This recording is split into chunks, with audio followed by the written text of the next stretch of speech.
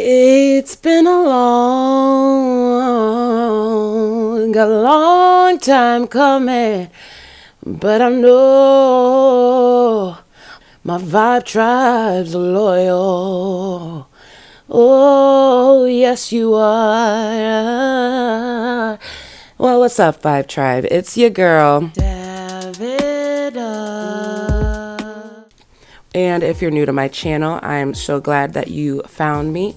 And you should go ahead and subscribe to the Vibe Tribe because I'm trying to share an independent artist journey with you. All the ins and outs, the good, the bad, the struggle, and the success. You are here for the ride. And so this video is going to be nice and short and to the point. And if you can't tell by the title, you're going to get ready with me to do background vocals for an Afro-Jazz artist. I'm so excited for this opportunity. It really was just a shot in the dark that actually happened to hit me. I'm so excited about it. I will tell you how I got this gig really quickly. So I was at a different gig on a Monday night at a bar singing. I was actually super sick, but I was still singing my heart out and doing my best. And I was sought out by a now friend from the bar, and he asked me, like, what's your tone? And like, how do you describe your vocals? And, he got to know me a little bit. And then from then on, he's like, what are you doing Saturday? Are you willing to learn Yoruba? And I'm like, oh my gosh, you know what? Yeah, like, I'm a professional vocalist. Like, that's something I do stand tall on and I do represent myself as. And I always am ready to step up to the plate and take a good challenge because that's what makes you better. You know what I'm saying? So I took that challenge. I told him, yeah, I'm available Saturday and I'll learn that language and I'll do some backup. Of course, it's for a tiny desk production as well. So that's really cool. I get to see what that really looks like. You know what I'm saying? So that's what I'm preparing for currently here on the couch. I'm with my roomie, and she is just yapping it up with me as I multitask and get these lyrics under my belt. And I don't want to prolong the process of this get ready with me moment because we really aren't getting ready that long.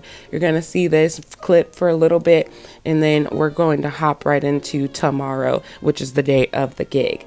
And so I didn't get a ton of footage. I got just enough to share this moment with you guys. So here we go.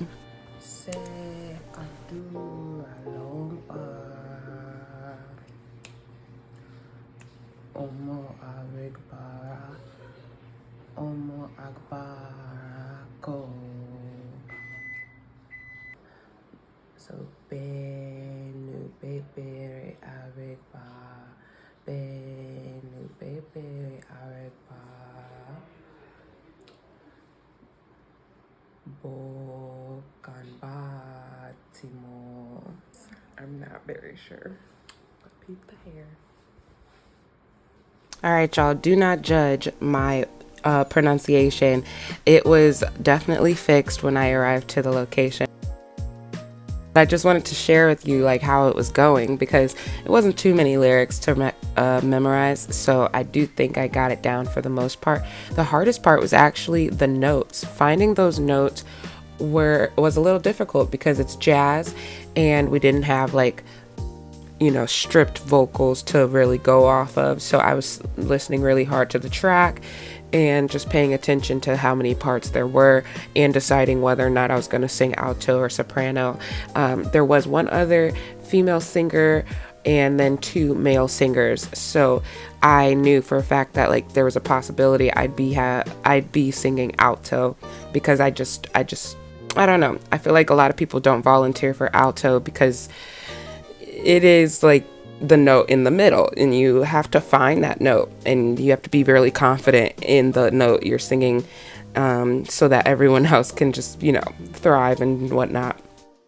Soprano is usually the easiest note to hear is what I'm saying, really. So I'm like, if push come to shove, I'll let her do soprano because at least that's like one of the obvious notes that like she can hear, and if she didn't know it, she could learn it. But she had it down. I had no worries at all. She could have sang alto probably too. No worries. Everybody actually was very professional. Everybody showed up and knew exactly what they were doing. Now, what am I doing right here? I'm actually getting my lips ready.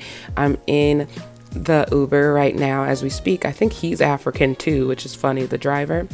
And then we got stopped by a bike club, so the police stopped us and everybody had to wait for them to pass by. So here I am getting my lips ready, getting them lips done. They a little ashy, but just wait on it, you know what I'm saying? It's gonna be cute. Had to hop on the Carmex train because I lost my lip gloss, don't judge, but I'm still cute.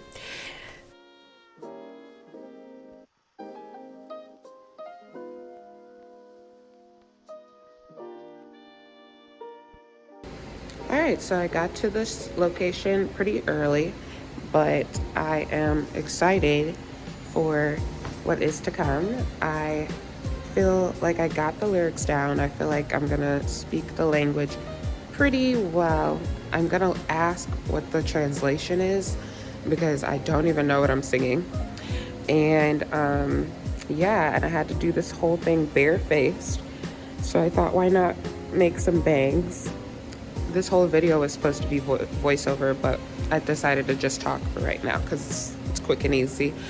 I'm getting used to the vlogging thing. Yeah, so Ubering is so fun, but these last 2 times I've had a huge delay in my arrival time and I still show up early. Look at me go. Guess you're never really late in the city. Okay, I'll talk to you guys inside. Have I mentioned that I am at Smash Studios? If you don't know where Smash Studios is, it's like, well, just know it's in Chicago. And apparently the greats of the greats have been in this studio doing some of their most amazing work. I mean, literally the greats, like everybody. Like a lot of folk. Like I didn't get the other side of the wall, but you gotta see this place on the inside. There are just tons of bands and groups just walking in, doing, you know, getting ready for whatever they're planning to do in these studios. These well set up studios. The soundproofing is not only super expensive and well done, but it's also very aesthetically pleasing to the eye, and so, you know, obviously the perfect location for recording. Here's some insight to what it looked like. It had us 4 at one mic, and the artist was playing on his piano, and then we had, I think, 2 cameramen and then our studio guy, and they were all extremely nice and super professional, and I really wish the best for them. And I made sure to add their socials and everything. So the artist's name is Alani Nightingale, and he broke down to us that the song Agbara Ko is basically about your light and the power that we have as people, the gift that we receive from God, and uplifting it, basically. Now, I know that's not the exact translation, but I do want you to understand that, like, I heard the translation, I understood what they were talking about, and then I totally blanked because I had other stuff to focus on. So we had great conversation as well, and I think we started to bond. Me and the vocalist, we all started to bond and find things in common with each other, and so that was also very helpful and needed. It helped us blend. We actually would sing over and over and over again, even though we were only doing the recording for the video at the time. We would just sing full out anyways to really get that blend down and to get that blend down and polished, so that when it was time to record for the studio moment, for the studio recording, it would be, you know, an easy few takes and be done type of thing. So I think we, you know, did an excellent job. Everybody was actually very pleased with our work ethic and our accuracy, even though we did need corrections after a little time. And I think we took the corrections very swiftly, quickly, and, you know, showed that we came to be professionals, not just act as such. So we were easy to work with, and so the artist was very grateful and told us that, you know, we were doing well and that we were surprising him, that we never sang together before. He kept asking me, he's like, you guys aren't a band? You guys aren't a band? You guys need to be a band, da da da da da. And I'm like, wow, thank you, you know. And I'm honestly just grateful that I just, you know, dressed appropriately and all that jazz, you know, because you don't know what you're singing about. And then all of a sudden, you know, if you showed up looking scandalous, you'd be looking like a fool. So yeah, we all looked appropriate. We looked great. And everybody was so supportive. Everyone in that room was so supportive. The setup was also super aesthetically pleasing. And honestly, if you have any questions about how I, you know, found myself here and why I really decided to do all this, I mean, I can answer any other kind of questions you may have if you're trying to be, you know, more outgoing when it comes to your singing career. I am so interested in helping other singers. If you aren't aware of that by now, this is what the channel's all about. It's not only about exposing myself, but it's about insight and giving you some tools that you should be able to take with you when it's your turn to step out and do something different for yourself. Here are the rest of the fun clips of what we sounded like raw, and honestly, it sounds so dang good, like you would think it's the recording. These are all just fun little clips, and I hope you enjoy. That's the end of the video. Thank you for watching. Bye. See you in the next video.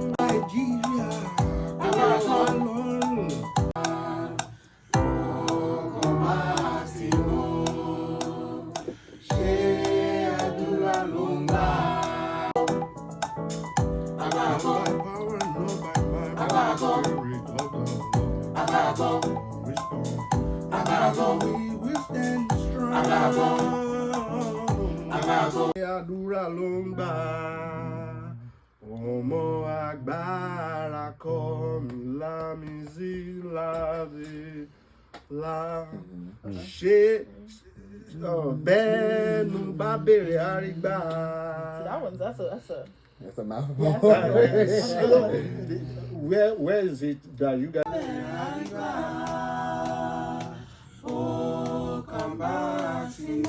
Wonderful. Thank you guys. I love that.